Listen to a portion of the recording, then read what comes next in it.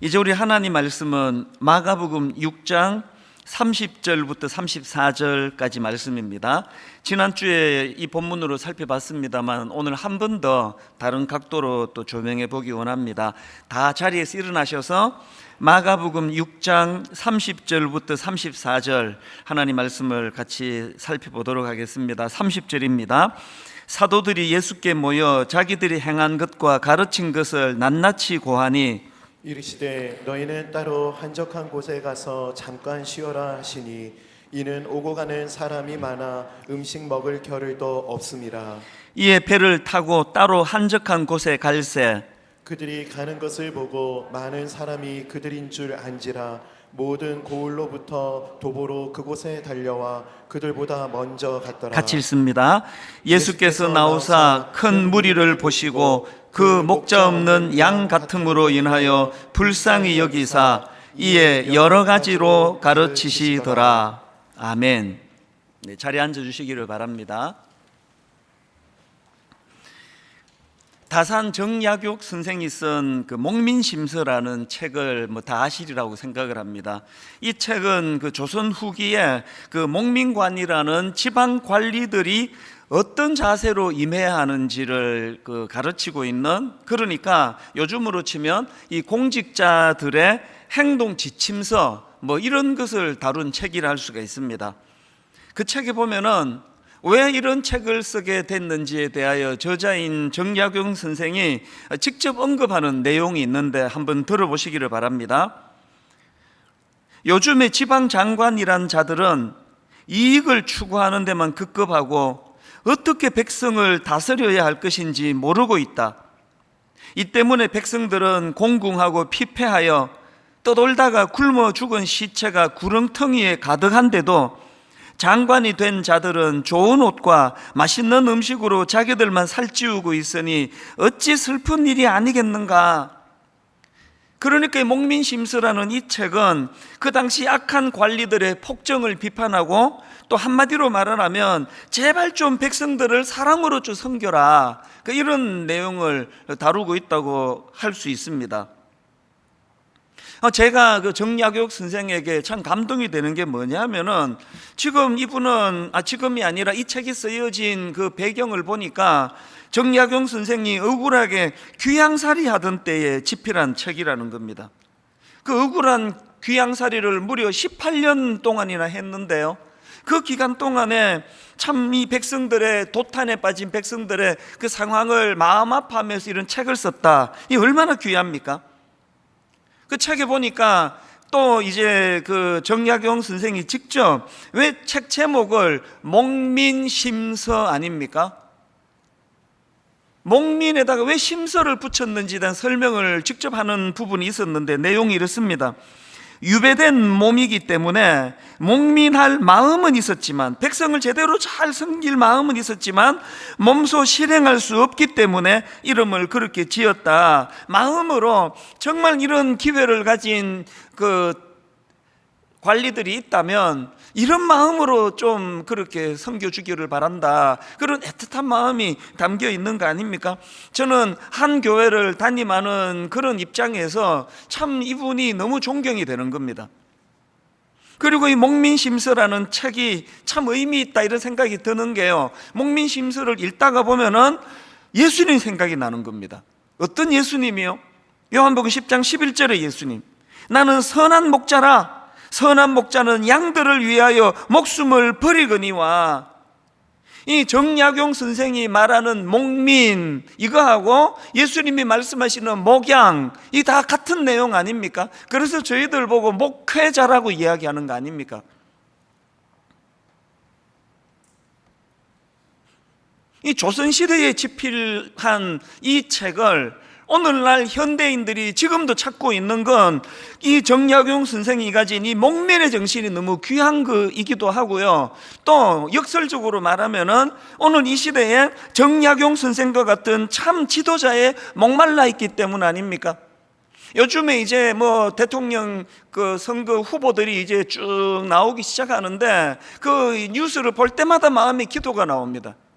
정말 이런 정신을 가진 지도자 한번 만나보기를 원합니다. 그런 지도자들을 한번 분별하기를 원합니다. 사실 우리가 이 목민심서와 함께 왜 성경을 읽어야 되느냐 하면은요, 이 성경이야말로 정말 선한 목자 대신, 참 목자 대신 예수 그리스도를 소개하는 책이기 때문에 그렇습니다. 오늘 본문도 마찬가지입니다. 오늘 본문을 읽으면서 정말 거기에 그 한 영혼 한 영혼을 향하여 목숨을 거시는 그 주님의 마음이 확 느껴지는 거 아닙니까? 특히 오늘 본문 마가복음 6장 34절을 보십시오. 예수께서 나오사 큰 무리를 보시고 그 목자 없는 양 같음으로 인하여 불쌍히 여기사 이에 여러 가지로 가르치시더라. 이 말씀의 배경은 지난주 말씀드리지 않았습니까? 지금 예수님은요, 제자들과 함께 쉬시러 한적한 곳을 찾아간 거 아닙니까? 사람 없는 곳으로 가서 좀 쉬어야 되겠다. 그런데 그 소문을 듣고 그 수많은 사람들이 지금 모여드는 거 아닙니까? 뭐 어지간하면은 뭐 내칠 것 같은데, 다음에 하자, 다음에. 나도 좀 쉬어야 되는 거 아니냐? 그런데 여러분, 참 목자 되신 예수님은 그러질 않으시는 겁니다. 그래서 이제 뭐 쉬는 거고 뭐고 뭐 다 그냥 없던 걸로 하고 또 거기서 이제 열정을 다하여 사역을 하고 계시는데, 그렇게 예수님의 마음이 변하게 된 이 결정적인 동력이 뭐냐 그랬더니 불쌍히 여기사예요. 그 목자 없는 양, 오죽하면은 여기까지 찾아왔겠냐?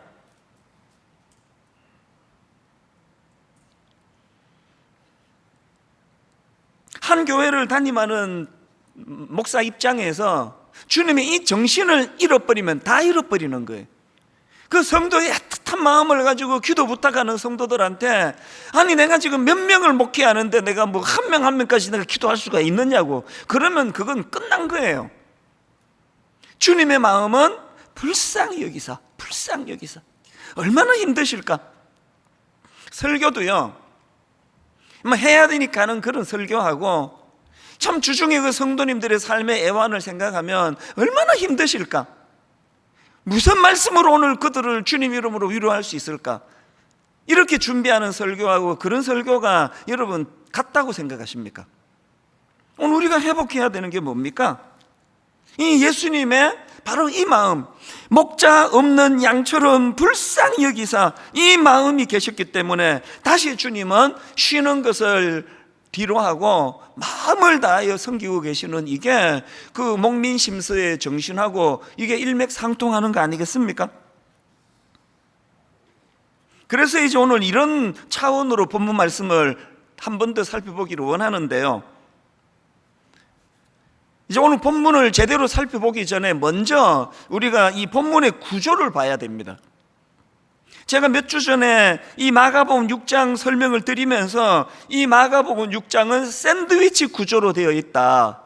빵과 빵 사이에 그 패티라고 하는 고기가 들어있듯이 지금 이 마가복음 6장의 원줄기는 파송받은 예수님의 제자들이 열정적으로 사역을 하고 나서 주님 앞에 지금 보고하는 것이 주를 이루고 있는데, 그 중간에 지금 샌드위치 구조, 그래서 뜬금없이 세례 요한의 순교 이야기가 거기에 중간에 끼어져 들어있다. 저자 마가가 왜 이런 샌드위치 기법을 썼는가 생각을 해보니까요, 여러분 지금 제자들이 예수님께 자기들의 사역 열매, 사역 보고를 하는 그런 내용 아닙니까? 뭘 강조하고 싶은 겁니까? 이런 어떤 사역의 열매를 맺는 것도 중요하지만 세례 요한이 가졌던 그 순교 정신, 앞으로 제자들이 걸어가야 될 그 길은 너무나 험난한 길이기 때문에 그저 사람들에게 박수받고 칭찬 듣고 열광할 때만 신나게 목회하는 것이 아니라 억울한 죽임을 당하는 그 순간에서도 그 제자도의 정신을 놓치지 않았던 이 세례 요한의 정신을 우리가 같이 본받아야 된다. 이걸 강조하기 위하여 이 샌드위치 기법을 쓴다고 말씀드리지 않았습니까? 그런가 하면은 오늘 본문의 흐름을 따라 가지고 저자 마가가 샌드위치 기법을 쓴 이유가 하나 더 있다고 생각합니다. 지금 이 샌드위치 기법을 통하여 누구를 등장시킵니까? 세례 요한을 죽인 헤롯 왕을 등장시키는 겁니다. 그래서 참 왕이신 예수 그리스도와 이 악한 왕을 대비해서 누가 참 왕이냐, 이걸 지금 대비를 시키고 있는 거거든요. 그래서 이제 이 샌드위치 기법으로 헤롯 왕을 보고 또 예수 그리스도를 보니까 이 잔치라고 하는 공통분모가 있는 겁니다. 지금 예수님께서는 그렇게 몰려든 군중들을 가르치시고 그리고 그들을 오병이어의 기적을 가지고 그들을 먹이시는 그야말로 광야에서 잔치가 벌어진 거거든요. 이 광야에 예수님이 배설하신 광야의 잔치와 헤롯 왕이 왕궁에서 배설한 잔치를 어떻게 대조하고 있느냐? 여러분, 이 두 잔치는요 너무나 그 대조되는 다른 점들이 많습니다. 먼저 그 잔치에 참여하는 손님들의 구성원이 달라요.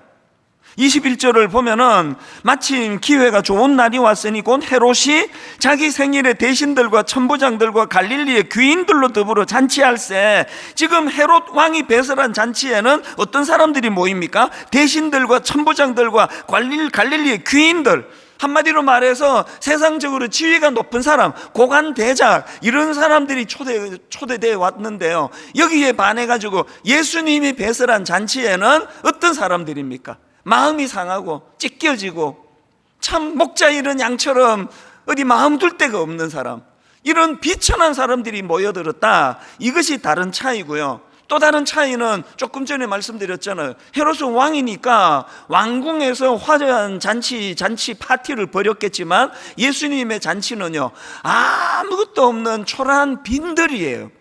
오죽했으면 제자들이 오병이어의 기적을 앞에 놓고 이 많은 군중을 도저히 먹일 수가 없다는 그런 참 계산이 거기에 나왔겠냐고요. 이 차이예요. 그러나 여러분, 이 대조적인 잔치의 비교보다 진짜 결정적인 차이가 하나 있는데 그게 뭐겠습니까? 여러분, 헤롯이 배설한 잔치는요 사람을 죽이는 잔치였고, 예수 그리스도가 배설한 잔치는 비록 아무것도 없는 빈들에서 베풀어졌지만 생명을 살리고 사람을 먹이는 잔치였다는 겁니다. 이 대조를 지금 샌드위치 기법을 통하여 마가가 구사하고 있다고 그렇게 분석을 하고 있습니다. 구약의 에스겔 34장에도 보면은요, 이 악한 지도자와 또 하나님께서 예비해 주실 좋은 그 지도자, 목자를 대비하는 그런 내용이 나오는데요. 자, 먼저 에스겔 34장 2절에 보면은 악한 목자에 대하여 이렇게 평가합니다. 인자야, 너는 이스라엘 목자들에게 예언하라. 그들 곧 목자들에게 예언하여 이르기를 주 여호와께서 이같이 말씀하시되 자기만 먹는 이스라엘 목자들은 화 있을진저. 지금 성경이 악한 목자를 딱 한마디로 규정합니다. 자기만 위하는 목자, 자기 배만 불리는 목자. 바로 그 다음 나오는 3절도 마찬가지입니다. 너희가 살찐 양을 잡아 그 기름을 먹으며 그 털을 입되 양떼는 먹이지 아니하는도다. 성경이 묘사하는 악한 목자는 자기 배만 불리는 목자예요. 세상 사람들이 교회를 비판할 때, 특히 세상 사람들이 대형 교회를 비판할 때 뭘 오해하는 겁니까? 이렇게 큰 교회 만들어서 지가 호요시 가는 걸로, 뭐 이게 뭐 맞는지 틀리는지는 하나님만 아시겠지만 이런 평가를 받는 것 자체가 수치 아닙니까? 사람 많이 모으는 이유가, 전도 많이 하는 이유가 그 목사 자기 배 불리려고 한다고. 진짜 그런 겁니까?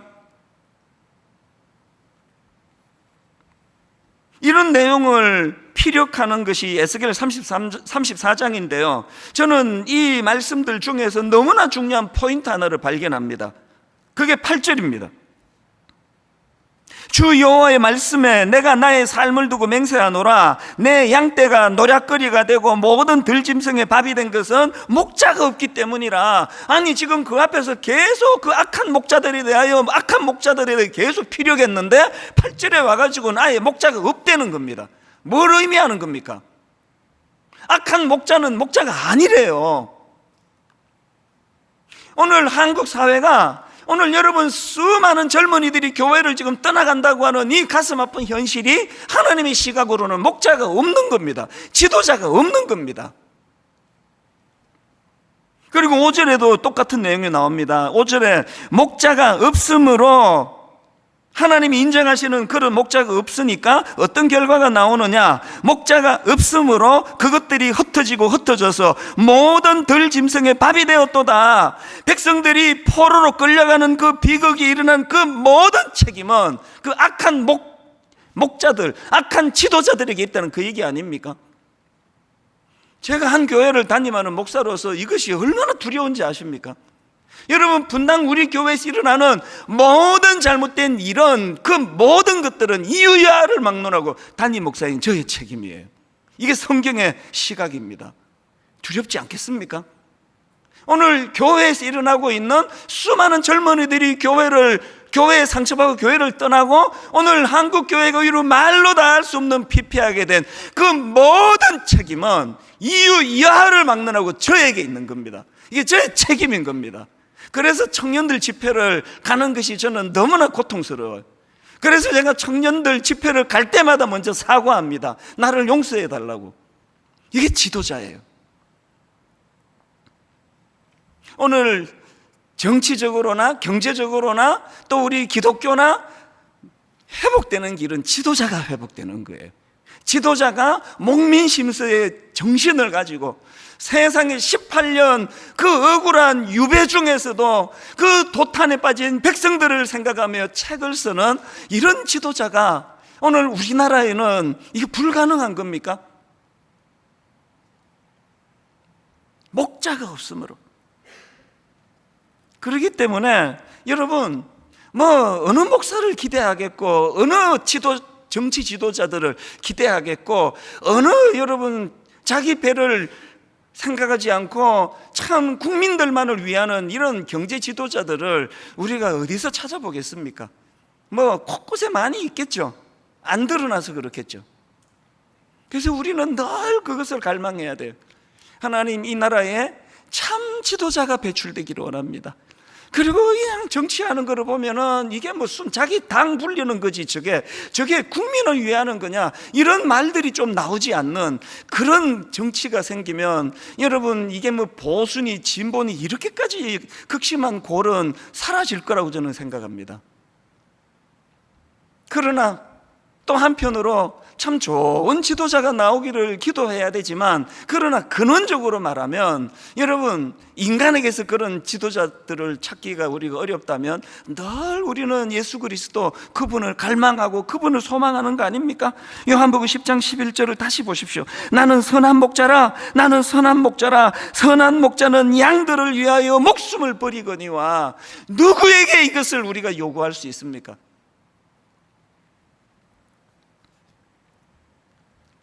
자, 그럼 이런 질문이 가능하잖아요.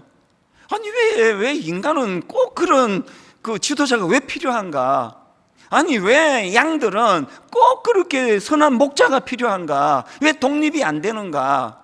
제가 우연히 그 유튜브를 보다가 보니까요, 이 양은 왜 목자가 필요한지를 너무 잘 설명해 놓은 그런 짧은 영상을 제가 하나 봤습니다. 이 양은 왜 목자를 의지할 수밖에 없는가 하니까 세 가지로 설명을 하더라고요. 첫째로요, 양은 위험을 피할 분별력이 없대요.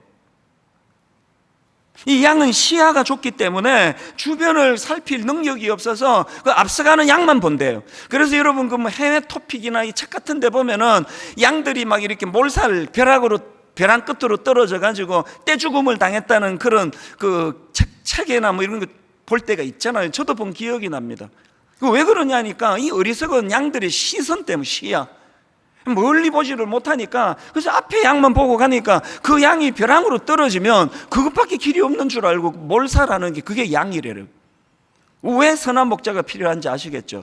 절대로 양을 벼랑 끝으로 몰지 않는 그런 가이드가 필요하기 때문이에요. 두 번째로, 양은 왜 선한 목자가 필요하냐? 양은요, 고집이 세고 제멋대로의 동물이래요. 그 영상에서 설명하기를 대부분의 동물들은 다 훈련이 가능하답니다. 강아지 키우시고 그 고양이 키우시는 분은 그 재미로 키우는 거 아닙니까? 그 먹이 주기 전에 강아지 보고 손, 그러면 촥 착 자기 아빠를 올려주는 그 재미로 그 먹이 주는 거 아닙니까? 그리고 막 그 TV 같은 데 보니까 어떤 강아지는 훈련이 잘 돼가지고 먹이 주기 전에 빵 그러면 막 죽는 신용을 하고 이게 다 훈련으로 되는 거거든요. 우리 집 강아지한테 암만 시켜도 그거를 못해요. 빵 그러면 먹이 달라고 쳐다보고 그래서 이제 포기했는데요. 뭐 어지간한 고양이나 어지간한 강아지는요 훈련하면 다 돼요. 그런데 양은 훈련해서 되는 동물이 아니래요. 이 양은 막 얼마나 고집이 세고 제멋대로 이제 그래가지고요, 양은 훈련시켜가지고 그렇게 생존하도록 돕는 동물이 아니라 양은 목자가 직접 인도해야 된다는 거예요. 이끌어야 되는. 세 번째 이유가 결정적입니다. 왜 양들에게는 목자가 필요하냐? 양은요 뒤집어지면 일어설 능력이 없는 동물이래요.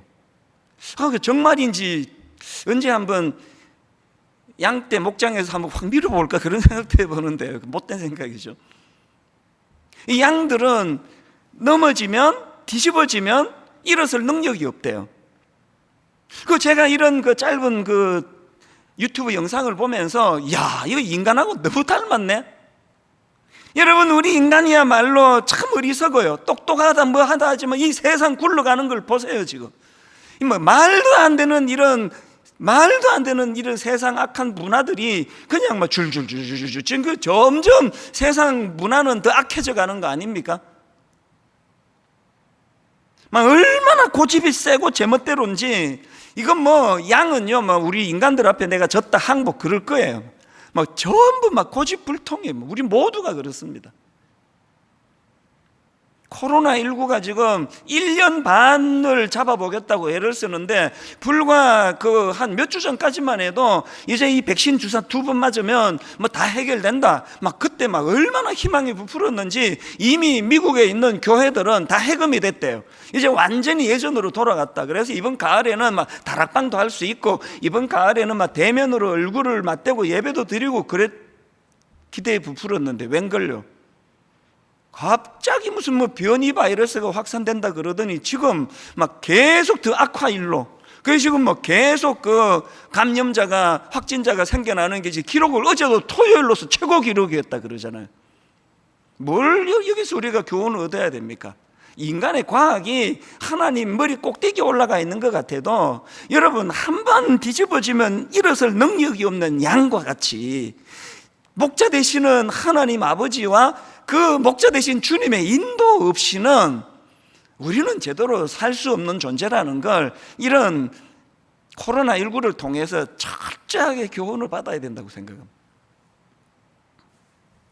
이렇게 양들에게 목자가 필요하듯이 오늘 우리 인간도 창조적 하나님이 필요한데, 여기서 기억할 게 하나 있습니다. 이사야 12장 2절을 보십시오.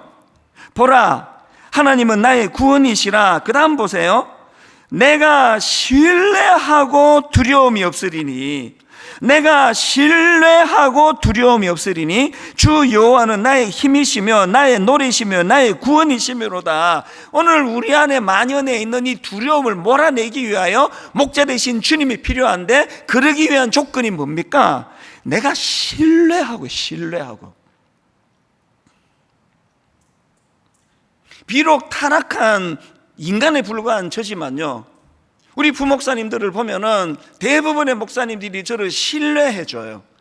뭘 요구하든지, 무슨 책을 읽으라고 그러든지, 좋으니까 도움되니까 읽으라 그러시겠지. 뭘 우리가 한번 갑자기 또 우리 한번 금식하자, 금식으로 기도하자 그러면 그 목사님들이 다 신뢰하기에 그거를 따라해 주시거든요.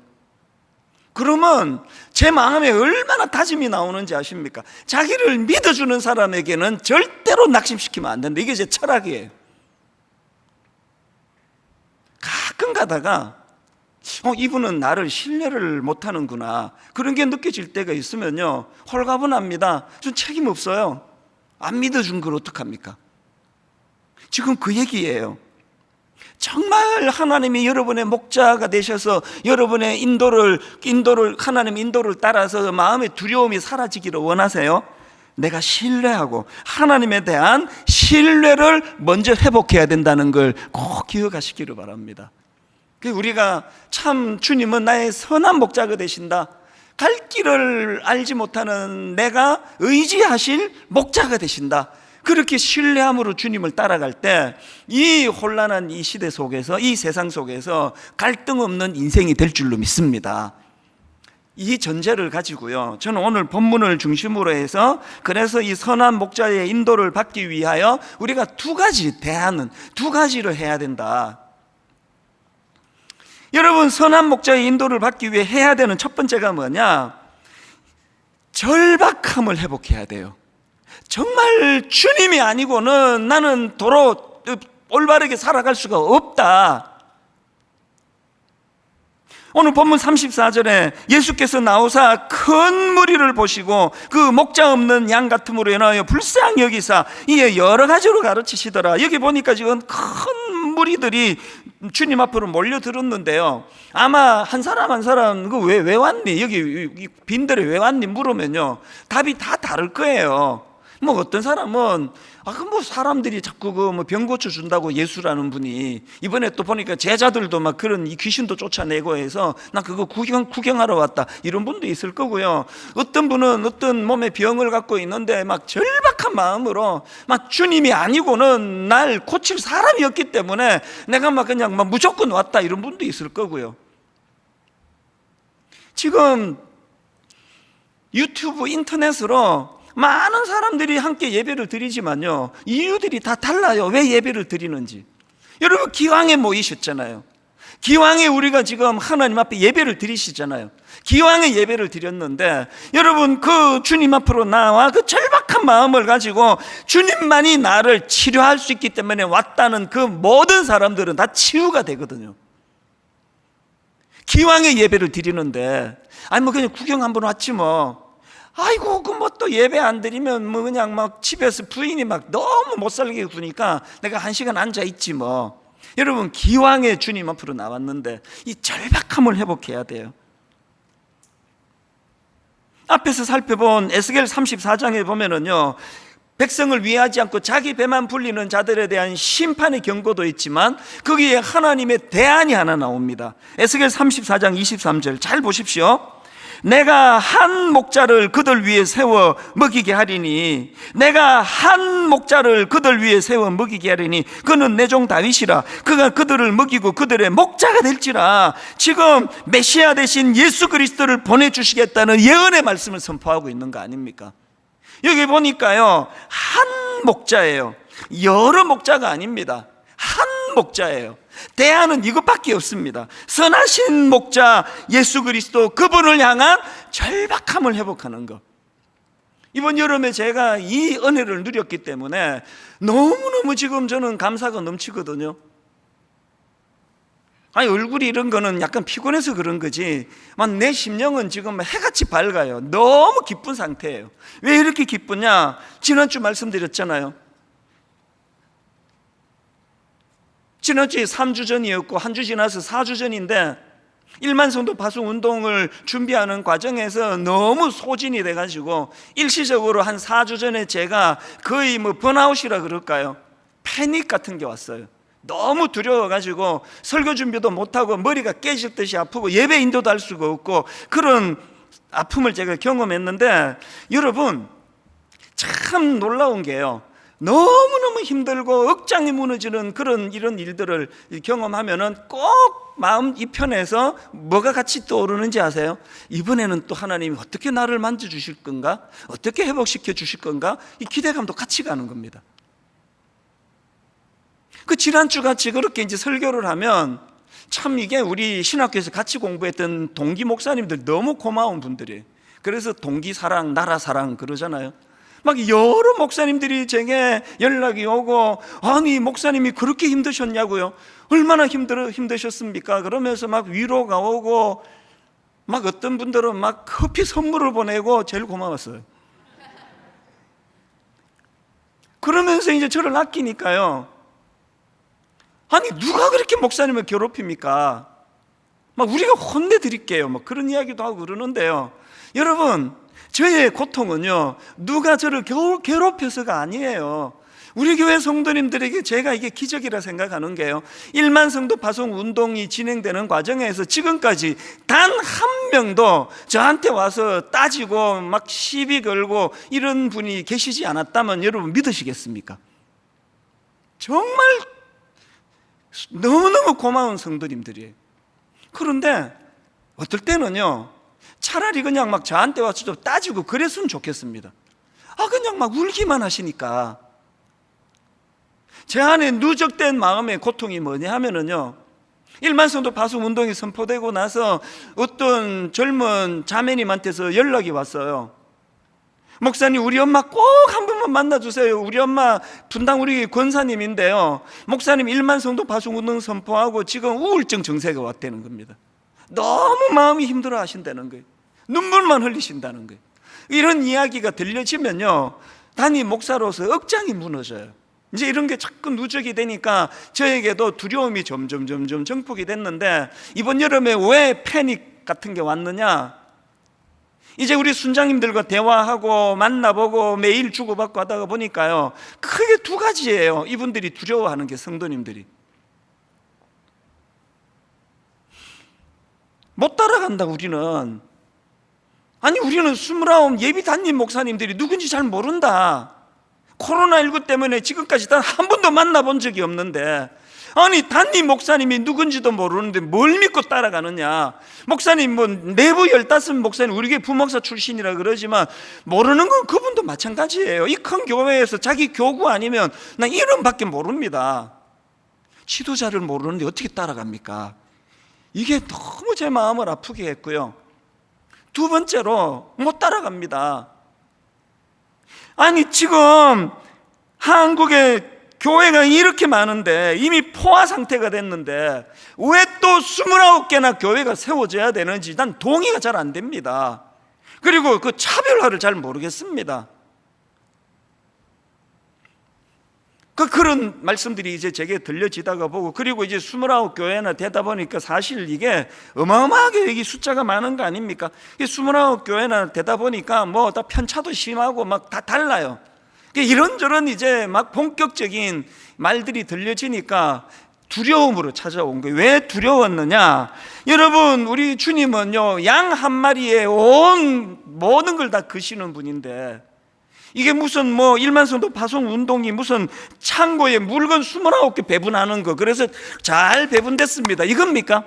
성도들이 창고에 물건입니까? 이 29교회로 잘 나누는 것보다 더 중요한 건 결과적으로 그 성도님들이 주님 안에 행복해야 되는 거 아닙니까? 그럴 자신이 없어지는 거예요. 그래서 제가 공연한 짓을 해가지고 성도들을 괴롭히는 결과를 내가 만드는 거 아닌가? 그 두려움으로 제가 마음이 무너져 버린 거예요. 사실 이번에 좀 힘들었습니다. 얼마나 힘들었는지 어금니 하나 뽑았어요.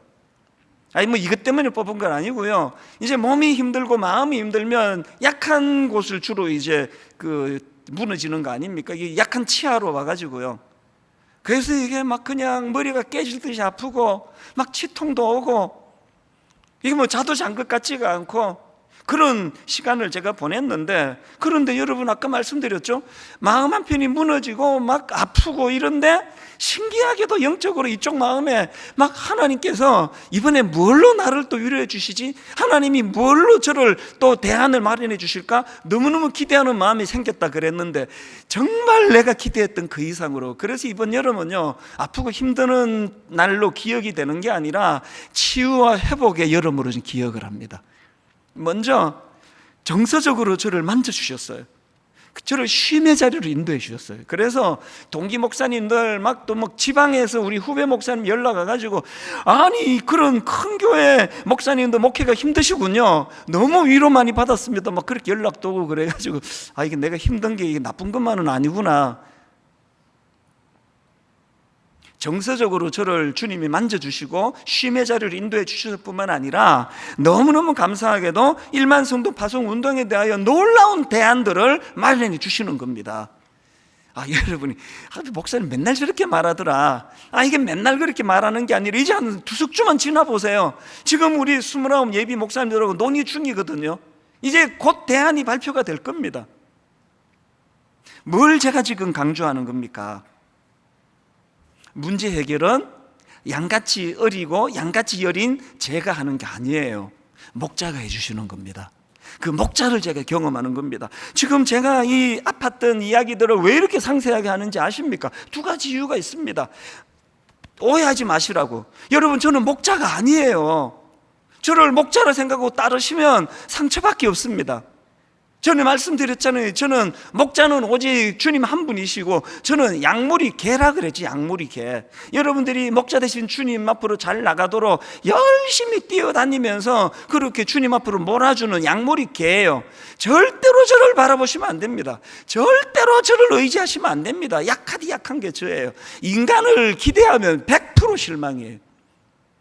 그런가 하면 제가 오늘 이 말씀을 왜 이렇게 열정적으로 드리느냐, 여러분 기억하세요. 목자 되신 주님은 죽은 이후에만 일하시는 분이 아니라 오늘도 일하시는 주님이세요. 너무나 구체적으로 저를 만져주시는 주님이세요. 언제 주님 일하십니까? 열정을 다하여 주님을 찾을 때, 주님이 한 분 외에는 대안이 없다는 절박한 마음을 가지고 주님을 찾을 때, 모든 성도님들이 그런 열정을 회복하는 주님 앞에 선 양들이 되시기를 주님 이름으로 축원합니다. 두 번째로요, 선한 목자의 인도를 받기 위해서 해야 될 게 하나 더 있습니다. 기적보다 선행하는 주님의 가르침을 받아야 돼요. 목자 되신 예수님이 본문에 그 수많은 길 잃은 양들을, 목자 잃은 양들을 놓고 위에서 해준 게 두 가지가 있거든요. 하나가 뭐냐? 가르치심이에요. 34절, 예수께서 나오사 큰 무리를 보시고 그 목자 없는 양 같음으로 인하여 불쌍히 여기사 이에 뭐 하셨습니까? 여러 가지로 가르치시더라. 여러 가지로 가르치시더라. 그리고 두 번째로 하신 게 오병이어의 기적을 베풀어 그들을 먹이신 거예요. 이 두 가지를 하셨는데 중요한 건 순서입니다. 오병이어의 기적이 먼저가 아닙니다. 가르치심이 먼저예요. 왜 이 순서가 중요하냐? 아까 말씀드렸잖아요. 양들은 시야가 좁기 때문에 주변을 살피지 못하고 그냥 앞만 보고 가다가 엉뚱한 길로 가기 때문에 시급한 건 오병이어를 통한 밥 한 끼가 아니라 주님의 가르치심이에요.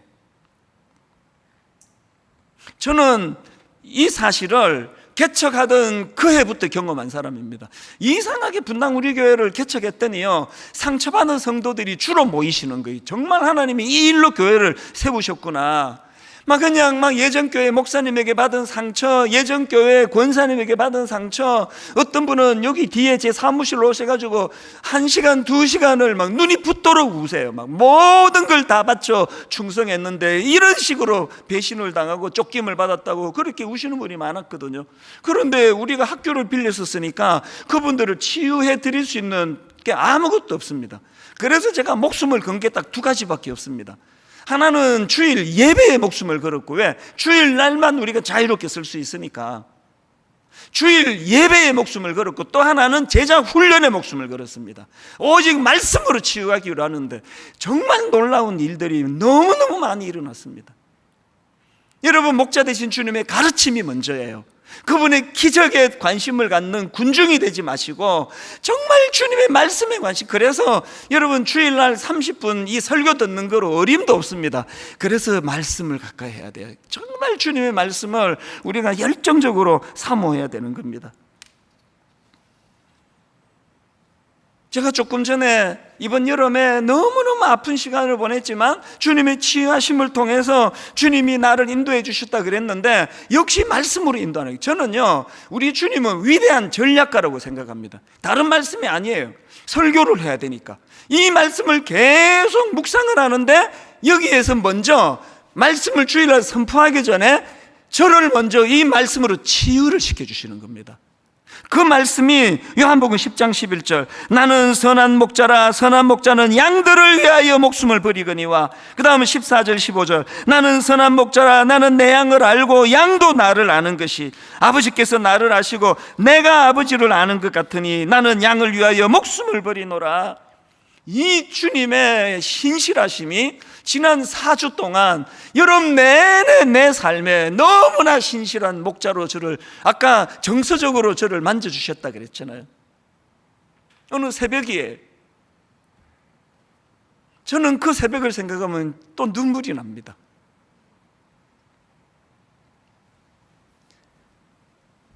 다친 저의 마음을 어떻게 치료해 주시느냐. 주님 나를 부르시니 두려움 없이 배에서 나가리라. 딱 두 단어를 제가 받았습니다. 하나는 주님 나를 부르시니. 그래서 주님 나를 부르시니, 주님 내게 오라시니, 주님 보고 계시기에 의심치 않고 바다를 걸어가리라. 주님 보고 계시기에, 주님 여기 계시기에. 여기에 주님 나를 부르시니라는 이 말씀 하나를 제가 받았고요. 그런가 하면은 그 주신 말씀을 가지고 후렴이 여러분 다 아시잖아요. 주님 여기 계시기에 이 깊은 바다가 반석이 되고, 주님 여기 계시기에 반석 위를 내가 걸어가리라. 두 번째 받은 말씀이 뭘까요? 주님 여기 계시기에. 첫 번째 말씀인 주님 나를 부르시니, 일만성도 파송운동 절대로 이거는 성공할 수 없는, 인간이 할 수 없는 것이라는 두려움에 빠져 있을 때 대안은 딱 하나예요. 주님 말씀, 주님 나를 부르시니. 이 일이 인간적인 욕심이 아니라 진짜 주의 영광을 위하여 진짜 주께서 명하신 것이라면 이거는 반드시 잘 될 수밖에 없다. 그리고 그 진행하는 과정에서 인간의 장꾀가 아니라 주님 여기 계시기에, 주님이 함께 하시는 일만성도 파송운동, 그리고는 쏟아지는 너무너무 미처 생각하지 못했던 대안들을 이번 여름 내내 부어주신 주님이신 줄 믿으시기를 바랍니다. 결론을 이렇게 맺기를 원합니다. 여러분, 우리에게는 선한 목자가 계세요. 요한계시록 7장 17절, 이는 보좌 가운데 계신 어린 양이 그들의 목자가 되사, 이는 보좌 가운데 계신 어린 양이 그들의 목자가 되사 생명수 샘으로 인도하시고 하나님께서 그들의 눈에서 모든 눈물을 씻어 주실 것입니다. 결론으로 다시 강조합니다. 오늘 제가 드리는 이 간증을 잊으시면 안 됩니다. 오늘도 일하시는 나의 목자 되신 주님, 우리의 정서를 만져주시고 우리의 상처를 싸매어 주시고 절망에 빠져있는 그런 상황에 이 찬양으로 베드로가 물 위를 걷는 그 일은 인간이 할 수 없는 불가능한 일이지만 주님 나를 부르시니, 주님 여기 계시오니. 오늘 말씀 중에 예배 가운데 무엇 때문에 여러분이 지금 혼란에 빠져 있는지 모르지만 오늘 설교 제목 그대로 방황과 혼란을 잠재워 주시는 예수 그리스도를 실제적으로 예배 가운데 경험하게 되시기를 바랍니다. 우리 주 예수 그리스도의 은혜와 하나님 아버지의 다함없는 사랑과 성령님의 감동, 감화, 위로교통 충만하심의 역사가 오늘 주신 말씀 마음에 담고 주님을 선한 목자로 모시고 살아감을 기억하며 그렇게 승리하는 한 주간 되기를 갈망하며 예배하는 모든 주의 자녀들 머리 위에 지금부터 영원토록 함께 하시기를 간절히 축원하옵나이다. 아멘.